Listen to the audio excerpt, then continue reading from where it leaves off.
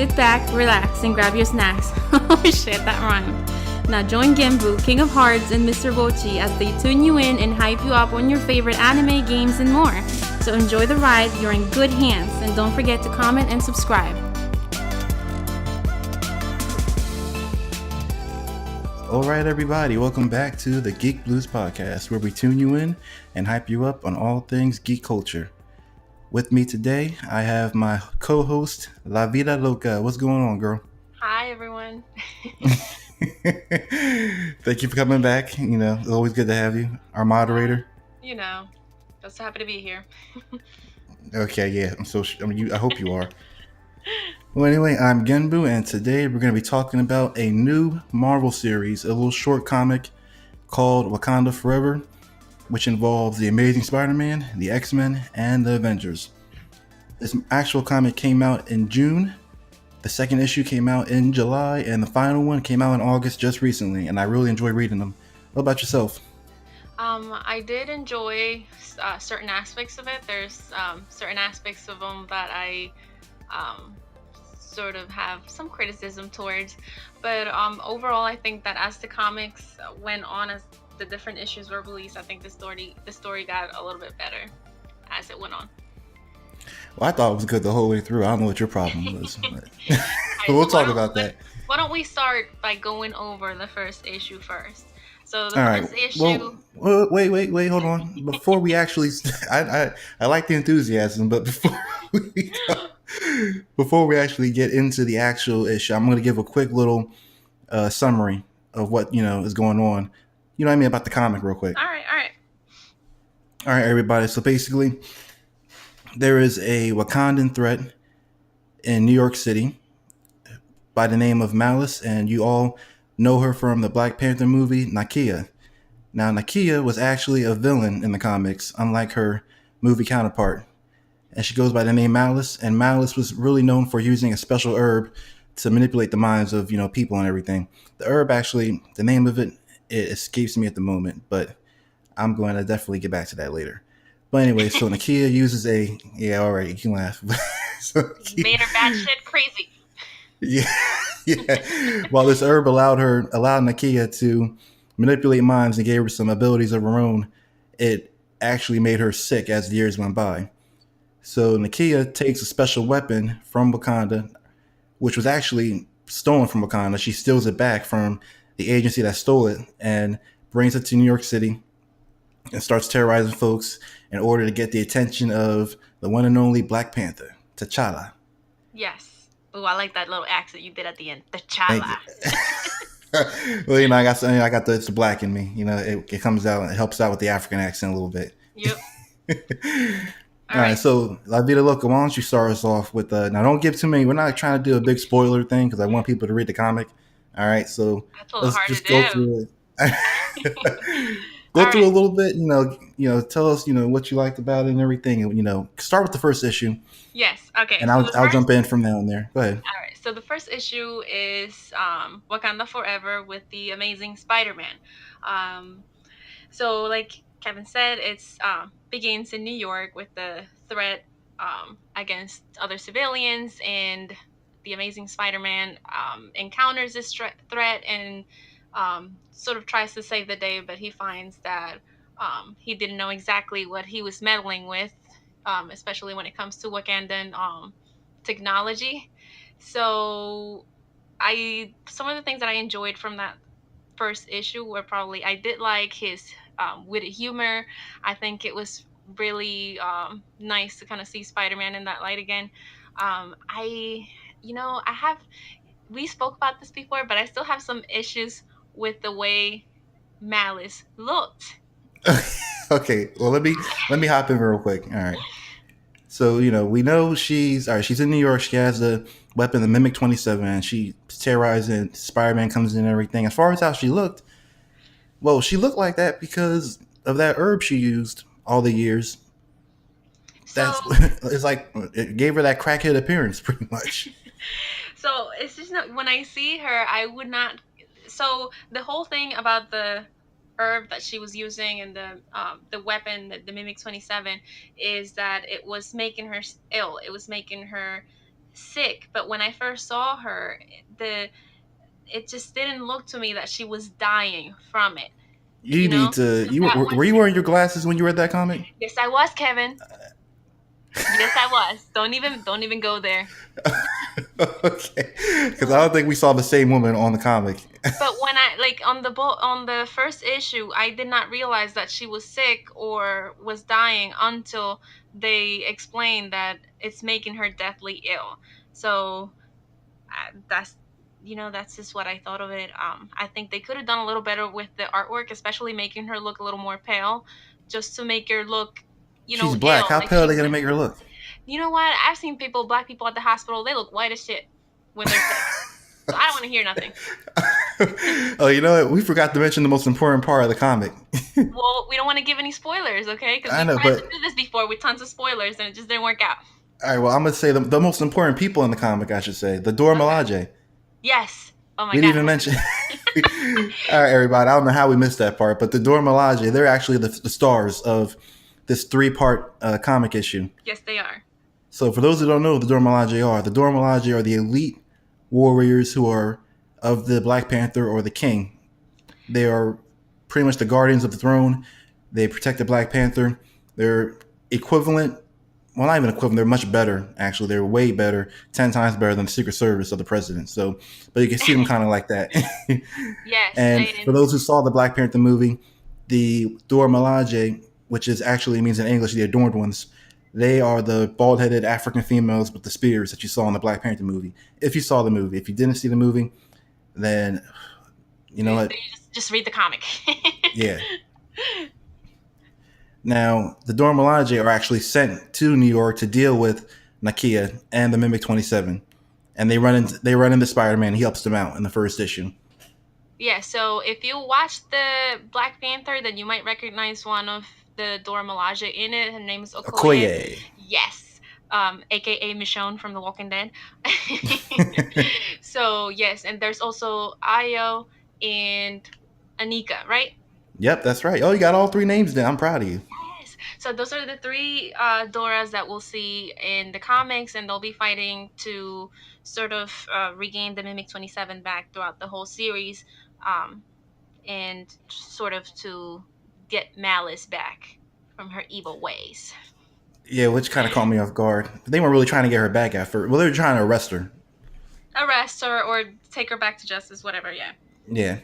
Now, as far as the first issue goes, Spider-Man teams up with Dora because the Mimic 27 was originally stolen by a facility or organization known as AIM, which is a Hydra facility, which is it's pretty much a scientific corporation that's in the water. So they originally stole the Mimic 27 from Wakanda, which I don't know how they were able to pull that off. That's pretty impressive. I wish they would Wakanda, have given more backstory to that. It probably would have made for interesting just story. yeah, but they probably weren't going to dive too deep into it because they were too focused on the current. But I would have liked to see it. If the comic was longer, it would have been cool to see that how they were able to pull off stealing that mimic from Wakanda. Oh, definitely.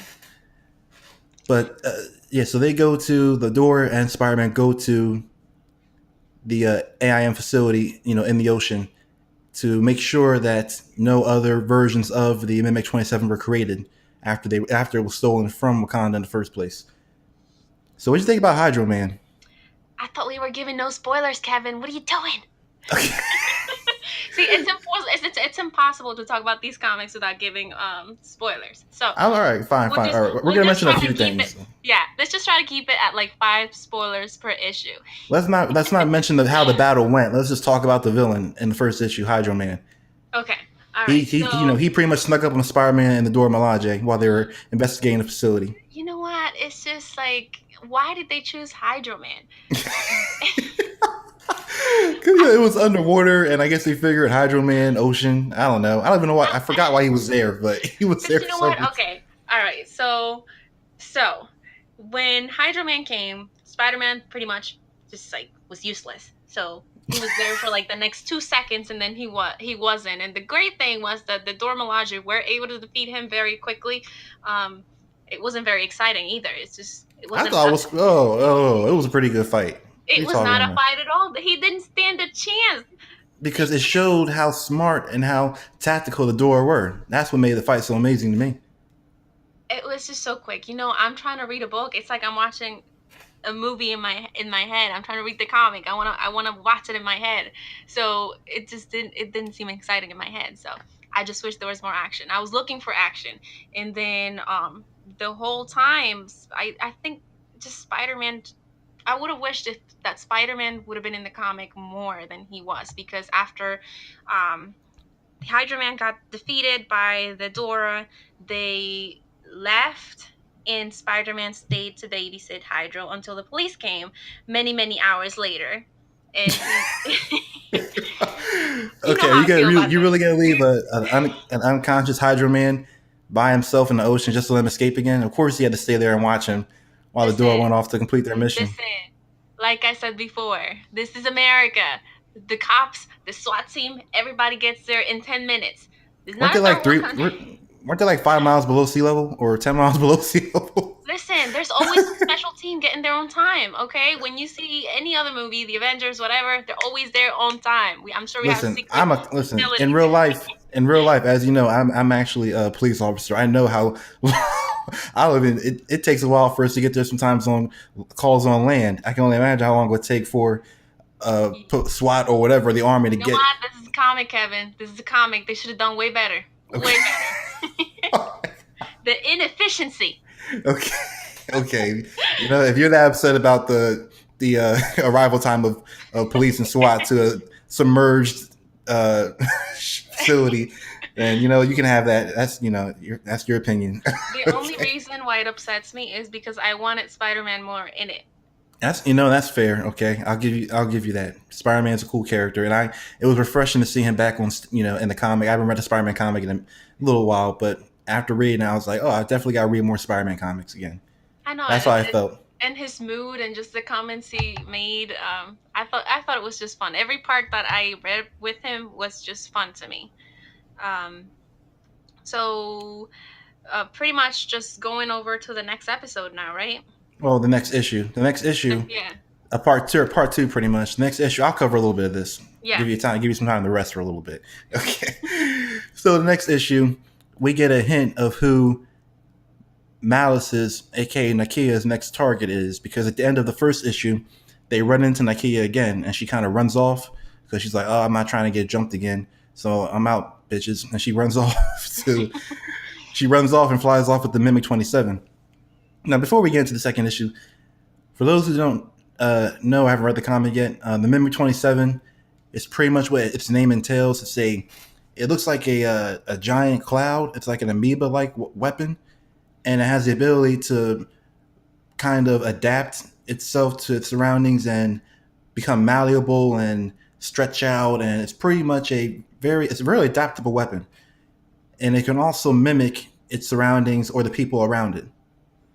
Yeah, That's so what the makes it so powerful. yeah, so the first attack that we saw with the Mimic 27, it was actually sort of like swallowing the citizens and trying to like pull them into the fog. Yeah, it was weird And because and Nakia controls it with that drum. yeah, and you know what? That was another weird thing to me. Why use a drum to control a fog? With all this technology they have, they choose a drum to Okay, control it. first of all, the drum is not. It was obviously not a regular drum, I Loca. just, All right. the technology and the thought process behind the There what was they some put in this. magical. It was some magical stuff. I don't know what it was. It was a Oh, magical drum. It was actually technology in the drum. You know how the Wakandans are. They are oh my above. So the drum, you have to beat it a certain way, and it controls the mimic. But anyway, let me get back to. So anyway, so the Mimic 27, that's what it pretty much is.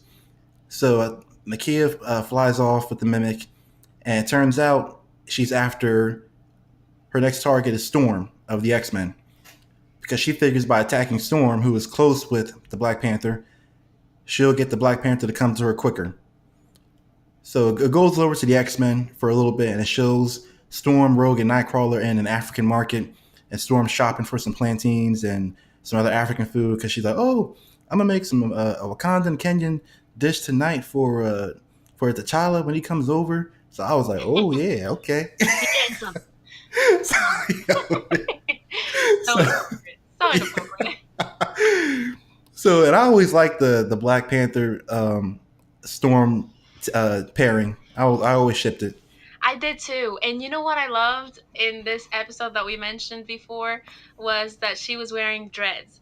I Yes, absolutely love that. yeah. Storm has Because dreadlocks in part in this issue, which is pretty yes, cool. it's great because it just really talks about her ethnicity and she just looked very and I don't know, just looked very ethnic to me. So I loved that part of It it. was a definitely a new look. I loved it. I enjoyed it every minute. It caught me off guard Hmm. for a minute, but I was like, oh, all right, this is different. I like it. And it's cool to see. I like it when I see the heroes, any type of superhero. You know, we always see them fighting evil. You know, saving the day, saving the world, a universe, or whatever. Excuse me. So it's always cool to see them relaxed and in a different type of environment where they're kind of enjoying themselves. And that's what Storm and Nightcrawler and Rogue were doing until Nakia showed up Somebody. with the Mimic 27 and started wrecking shop, literally, no pun intended, with the Mimic 27. Yes. So the mimic actually turned into pretty much all of the people, all of the superheroes in the store, and it also used their powers. So the mimic that turned into Storm had Storm's powers. So it actually seemed to be just as strong, if not stronger, as them. So it wasn't as easy to defeat the mimic as they thought. Yeah, because what happened was to shed more light on that statement that Loka just gave. Nakia came in with the Mimic 27, started beating that drum, and the Mimic, as Loka just said, advanced and started copying each of the X Men, copied Nightcrawler, Rogue, and Storm, and had their abilities. That's what kind of, I didn't know. When that thing started copying their abilities, I was like, oh, it's about to go down. Now we know how powerful this thing is. Yes. But at that point, Nakia lost control of the Mimic, and it no longer listened to her. And the Mimic started talking like, the Mimic was like, "Bitch, I'm not under your control no more. I'm doing what I want to do." It just And yeah, it became too powerful. yep. And the Dora come. You know, they meet up with Storm and them. And Storm tries taking on the Mimic. Doesn't end too well, to say the least. All right, but she's still good. Doesn't end too well for her when she tries to take on the Mimic. The Dora there, they're all trying to fight it.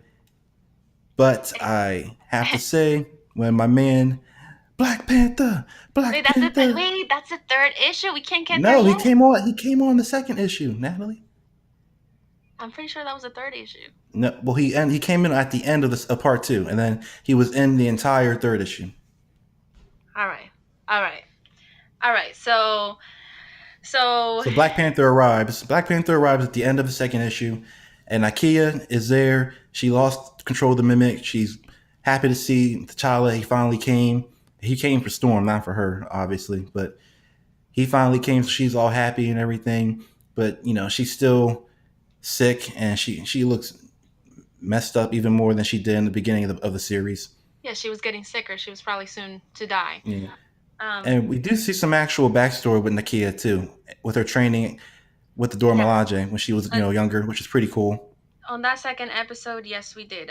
It talked a lot about what she went through with the training, and one of the inconsistencies that I found was that the Dora really love being Doras. They find so much pride in what they do, and defending their king and Wakanda. And Malice apparently just didn't feel that way at all. She thought she was robbed of her childhood. She didn't deserve to be a Dora, or not deserve. She just pretty much thought that she just had a shittier future than she could have had because apparently, like she felt like they made her make that choice, pretty much. Why is that a? Oh, I don't know if I'm cutting you off or not. If I am, I apologize. But why is that an inconsistency to you? I wouldn't call that an inconsistency. I would just call it individuality. One character, not everyone wants to be a soldier or a cop. You know what I mean? Like she's Well, she go ahead. it's kind of like one of those instances where you join something like you're in it for life or whatever, and you find out it's not really what you want to do, and you find something better after you joined something initially. Do you know what I mean? But now Well, it's too late. the reason being was because on that first episode, the reason why she went batshit crazy she said, was because she wanted T'Challa and he had rejected her, which is another problem I have with the motivation that she has for trying to destroy the world. I think All right. the First of all, motivation, she's not trying to destroy the world. Okay. just New York City, just New York City and its people. Everything she did, she was just yeah. The rejection that she got from the Black Panther T'Challa was a big part that created her transition into becoming Malice. Yeah, but that's all about mental illness, if you ask me. I don't see. I mean, It's, that's I we don't know have why very you. differing views on this. Yeah, like I don't see what your problem. Like, all right, yeah, is it the best motivation for a villain? No, but it shows how mentally unbalanced this character is to go into the world and lifestyle of villainy after being rejected. You know what I mean? It You know just what? shows how All villains have mental imbalance. That's why they're that's villains. not That like, true. I wouldn't say that. well, any person that's batshit crazy has to have something wrong in their head, Kevin. You should That's know my that. You're point. a That's cop. why she's crazy. Yes, but the thing is that the best motivation that the creator of the story was able to come up with? Like, I just think they could have done a a a better reason for her wanting to Well, just that destroy backstory's been everyone. around. That backstory's been around for a while, long before this particular comic came out. I know. I'm not a fan with it. I'm not a fan of it. I really don't. I mean, it's not the best. Like I said, it's not the best backstory for a villain, but it worked for me with this new issue that came out. And while we're on the subject, stop calling these things episodes. They're issues. Say part one and part two and part three. We're not watching no Sorry. Sorry. television show. Sorry. You keep I saying watched it in my episode head, one, Kevin. episode two, episode. Two. No, we're reading comics. We're not watching TV. Okay. Sorry. I was just watching The Walking Dead before I was watching this. So I'm sorry. I got my terms Okay. mixed Yeah. up, Kevin. So let's get back on track now with part three. All right. Part three. Okay. All right. I'll I'm let ready. you continue from here. Go ahead. Beginning of part three. So, beginning of part three. So, after the mimic pretty much, well, after Storm took a break from battling to come see the Doras and hug them, which is very unrealistic in my opinion. Well, Um, if you got your ass beat, you probably want some consolation too. she was not okay. She could still put up a fight. She was not getting her ass beat yet. She just took a break, came give a hug, and that happened. I don't know. Cause she Anyway, really. Go so ahead. I'm gonna on let the you go. third Go ahead. issue, we have the Avengers come in. So Only we two of them. have, yes, we have She Hulk and who was the other one? Was it Really? No, It was Captain America. with Captain Okay. America. Yeah, yeah. Wow. Okay. No. You know what? I read this a while ago. You got to give me some credit here. Okay. Okay. Fine. Fine. Fine. Yeah. She-Hulk and Captain So, America joined in. and I didn't really like She Hulk being there. I thought they could have done better than her. Well, sometimes when no one else is available, you got to get what you can get. All right. And So She-Hulk's pretty powerful. I don't know what you're talking about. she was, but I just didn't. I wasn't so into that whole scene right there. So uh, after T'Challa comes and talks to Nakia and asks for her forgiveness for everything he made her feel, she decides to help everyone to stop the Mimic 27. So Yeah, because it she, turns out that the Mimic 27 is actually connected to Nakia because she spent so much time with it and so much time controlling it, even though it separated itself from her and decided not to follow her orders anymore, there was still a part of her inside of it, and vice versa. yep, so they sort of like transport themselves back to the cave in which they found the Mimic 27. So to give you some backstory for that particular cave, it seems that it was part of the ritual that she had to go through to become a Dora. And the first time that she saw the Mimic, it actually portrayed, for any other Dora, it had pretty much shown them what they would look like in the future. And when Nakia saw it, she saw herself, but her ugly self, like her dying self. She looked like very just like skinny and just sickly. And she was scared at that vision that she saw. And when she went to ask the other Doras, she said that they just saw themselves as old people. So she actually got to see herself as what she would become eventually. So in order to stop it, she just pretty much had to hug it, which wasn't very exciting in my Yeah, opinion. that I was didn't. so stupid. Yeah, I didn't like that ending. I was hoping you would agree with me on something about this. Yeah, that was done. It was like just show, tell them to make how you really feel. It was choking it. It was choking the shit out Yeah, of her too. I thought it was gonna be some great battle between Nakia and this mimic thing, and Yeah, they just like it. She just hugged it, and when she hugged it, I guess she got part of herself back because she actually looked young again. yeah. She looked She looked full of healthier. life. Yeah, and then she came back and she was able to be with Okoye and the other Doras, but you know the mimic had been with her for so long that it had already taken its toll on her, so she And the died. herbs she used. Like I said, the herbs were the big thing that she was that killed her. Yeah, The herbs that she used all those years to control people's minds and everything. It just took its toll. It was like I said, it was like crack. definitely. But Got her. after she died, she was it was nice because she was pretty much accepted back into the Doras, like everything was forgiving. So it wasn't a happy ending, but it sort of was the happiest ending I guess that story could have gotten. They held a memorial and for For her, and Nakia, she was yeah. yeah. Which I wouldn't have done all that for her. I would have just cremated that bitch and tossed her in the ocean. Listen, oh, let bygones be bygones, okay? They forgave each other. She's went a little crazy. That's okay. They forgave her, gave her a Let's nice leave. funeral, nice rock. You mean Tombstone? It was funnier if I said rock, Kevin. Okay. Well, let's rewind a little bit, okay, and Yes, go back to that one scene before the door and Nakia transport themselves back to the cave to completely take control of the mimic. Because while they were doing that, the mimic was still fighting Storm, Black Panther, Captain America, She-Hulk, and Rogue. yes. So that fight was pretty interesting too. They weren't. They were pretty much. They were getting their. They were getting their brakes beat off them for a little bit. Not too They badly were, though.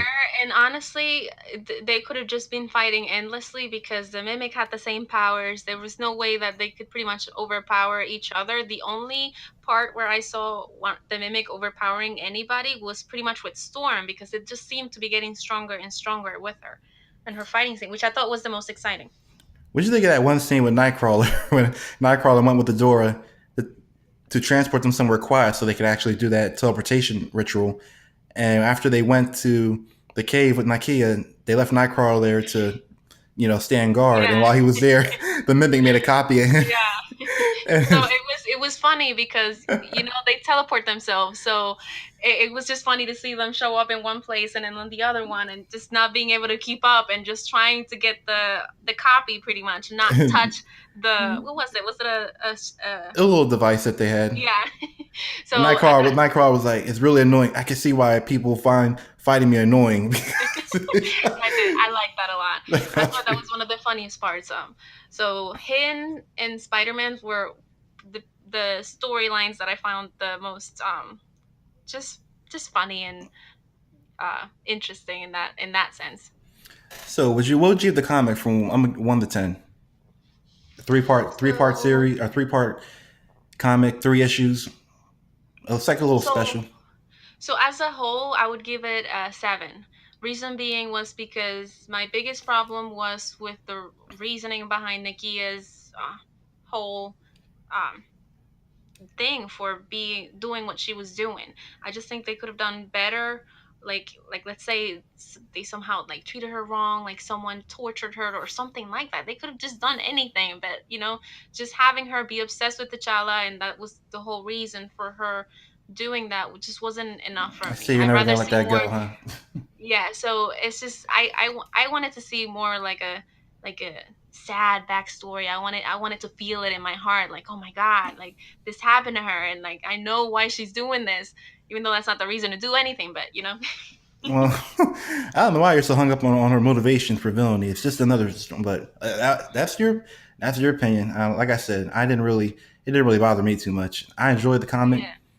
As far as my rating for it, I'm gonna give it a 8 out of 10. Oh, that's not that different from me, Kevin.